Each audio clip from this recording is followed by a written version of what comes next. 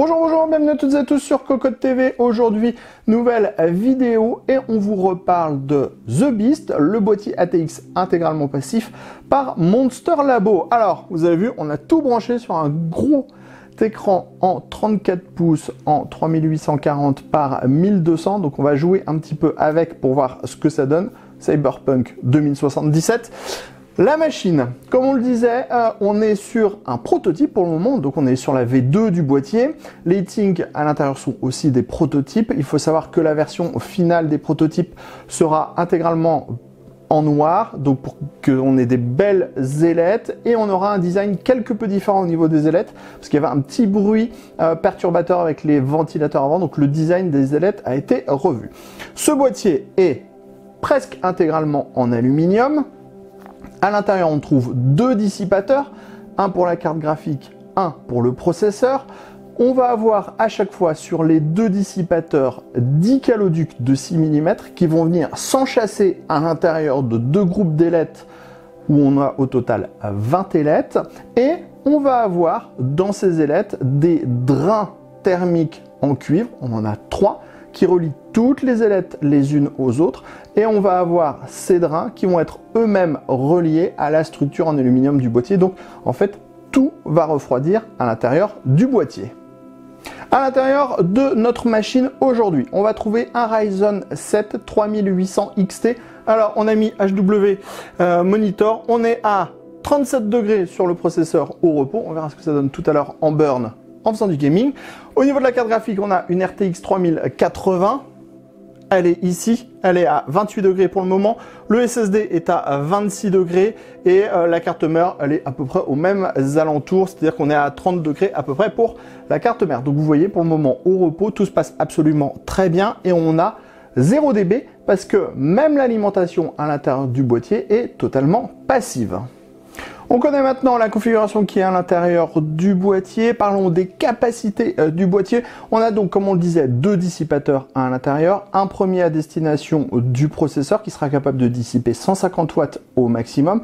Et on en a un second à destination d'une carte graphique qui sera capable de dissiper 250 watts. Au niveau du dissipateur de la carte graphique, on a un head spreader complet qui a été fait pour la RTX 3080. Il a été fait en partenariat avec EK, donc c'est clairement gage de qualité. On peut aller plus haut en TDP sur la carte graphique. Pourquoi? Parce qu'en fait, on a directement le GPU qui va être en contact avec le dissipateur. Donc en fait, on n'a pas l'IHS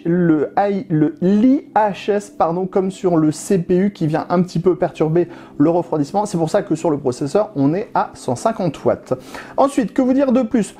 On vous l'a dit en début de vidéo, on est sur le prototype. La version finale du boîtier va changer légèrement. Par exemple, au niveau du panneau de contrôle, on va trouver des diodes d'activité. On aura aussi une finition qui sera mate pour l'aluminium et pas brillante comme on l'a aujourd'hui. Bref, il va y avoir quelques subtilités ici et là qui vont faire que le boîtier va être encore plus beau. On vous parle tout de suite du tarif parce que clairement, il faut dire que ça coûte un certain montant. Alors, on va être sur une base de 750 € pour les boîtiers. Sachez que tous les boîtiers seront numérotés, ça c'est toujours sympa.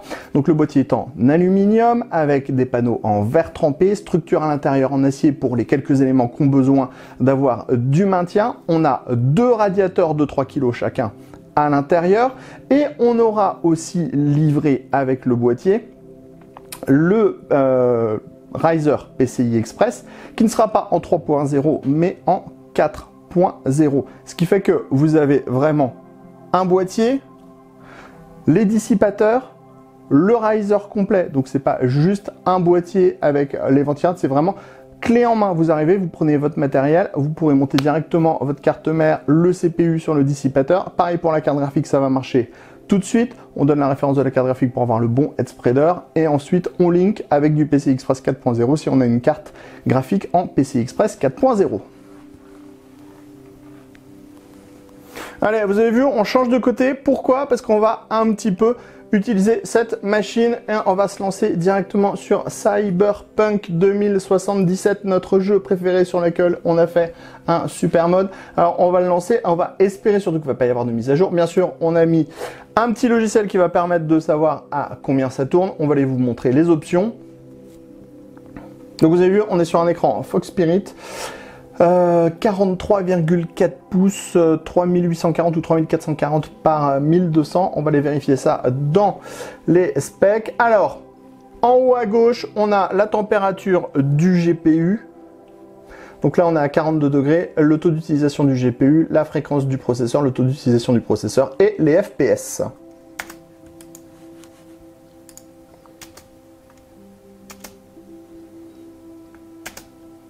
Je rappelle, on est intégralement en passif. Il y a 0 ventilateur et il y a 0 bruit dans la pièce qui provient de ce PC. Bon, alors je vous préviens tout de suite, je suis pas très bon, mais c'est pas grave. L'idée, c'est de faire une démonstration et de vous montrer que ça fonctionne intégralement passivement. Alors, bien sûr, on ira voir les petites températures aussi de temps en temps. C'est pas compliqué, on aura juste à faire un petit Alt Tab et hop, on sera directement de retour ici. On voit là que le processeur est à 55 et la carte graphique est à 45, donc tout va bien. En même temps, on n'a pas encore vraiment tiré sur le processeur ou sur la machine. Allez, on se promène dans Cyberpunk. Ah, je vous montre les options graphiques, hyper important. On va dans Paramètres. En vidéo, on est en 3840 par 1200, grosse résolution, en plein écran. Et en graphisme, on est en ray tracing moyen. Et après, on est en détail élevé, anisotropique en 16 et qualité élevée pour tous les trucs. Quand il y a du ultra, il y a du ultra. Vous voyez, donc on est plutôt pas mal. Le DLSS est en auto. Hop, on reprend. Donc là, pour le moment, on est à 58 FPS. Autant dire que c'est bien. Clairement, c'est grave joli. On arrive tout de suite au meilleur endroit du jeu. On va aller reprendre notre petite caisse. Donc, température GPU à 48 degrés pour le moment. On n'écrase personne, hein, parce qu'autrement on va se retrouver avec la police. Ou alors on va se retrouver avec un personnage à l'intérieur de la voiture. Au choix.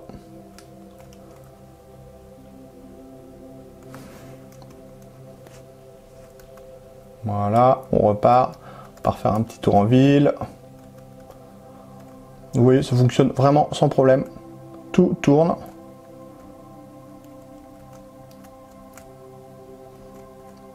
On est à 49 degrés sur le processeur.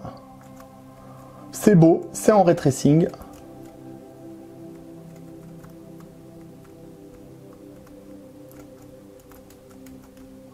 Alors, on va faire un peu de fumée.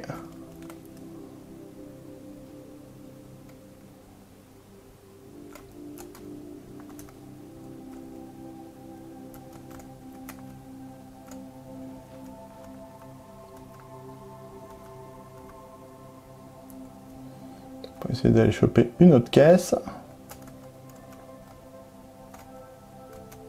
Hop, on sort.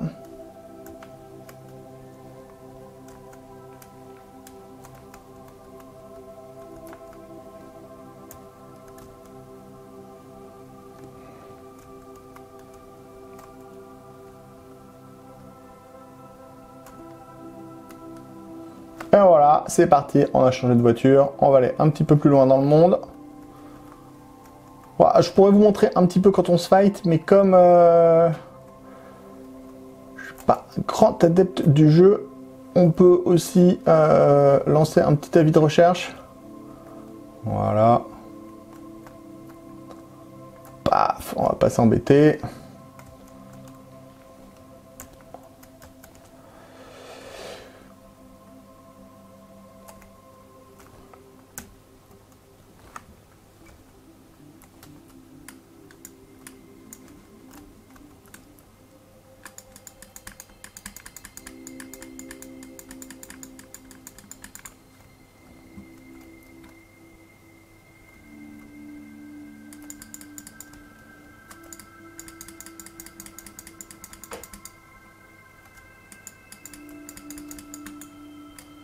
Ah, plus de munitions.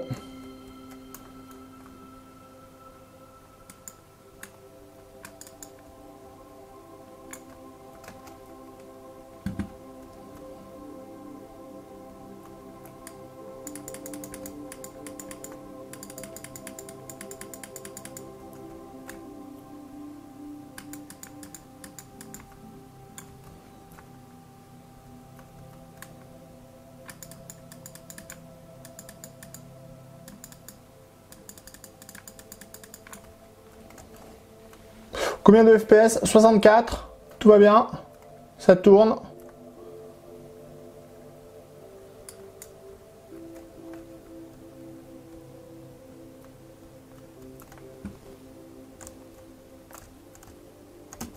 On peut pas prendre la voiture de flic.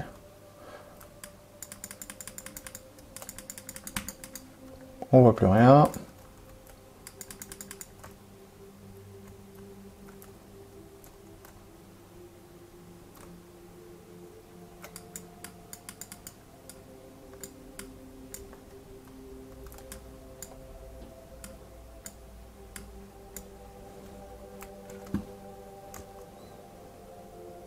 Voilà, on reprend la petite voiture du début et on s'en va avant de mourir.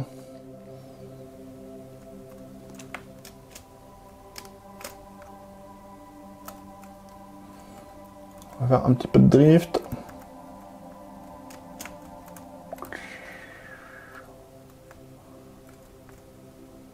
Bon, que dire de plus? Ça tourne en passif. Allez, 59 FPS, 60 FPS, 63 degrés sur le GPU.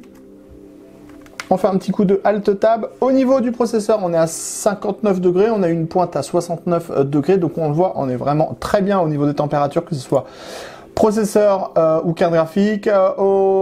Pour tout ce qui est de la carte mère, vous avez des tonnes de température, hein. Ça va de 40 à 90 degrés selon les composants. Alors au niveau de la carte mère, on est sur une Asus B550M en TUF Gaming. Comme on le disait, le SSD, c'est un SSD SATA classique. La carte graphique, une RTX 3080. Au niveau de la température, au niveau du CPU, c'est un 3800 XT, hein, donc on est vraiment sur un qui chauffe un petit peu plus que le 3800X, et là on sent juste la chaleur en fait qui s'échappe. On sent juste la chaleur qui s'échappe en fait du haut du boîtier, et surtout ça fait, comme on le disait, 0 bruit. Bon, comme vous venez de le constater avec nous, ça fonctionne très bien en gaming de façon passive, ça marchera aussi très bien en production. Je veux dire, on a deux énormes ventirades passives qui sont juste énormissimes, colossaux.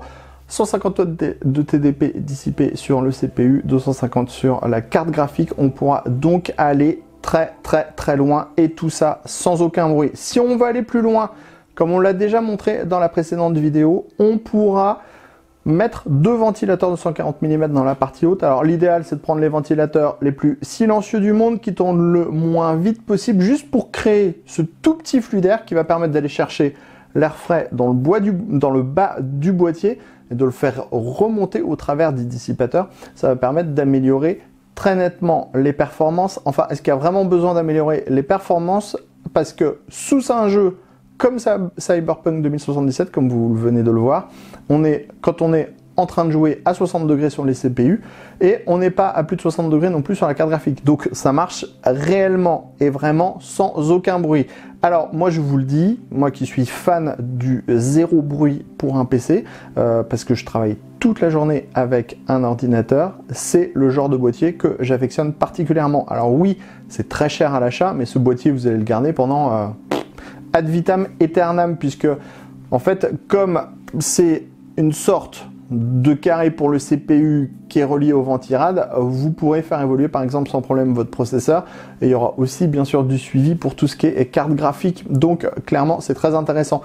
Pour une machine de production, c'est pareil, ça fonctionne, puisque là, on le voit, on est même avec un CPU qui est quand même assez gros, hein, on a 8 corps et 16 threads, et avec une grosse carte graphique, on pourra, par exemple, faire de la création de vidéos, de la création 3D, et ça passera sans aucun problème.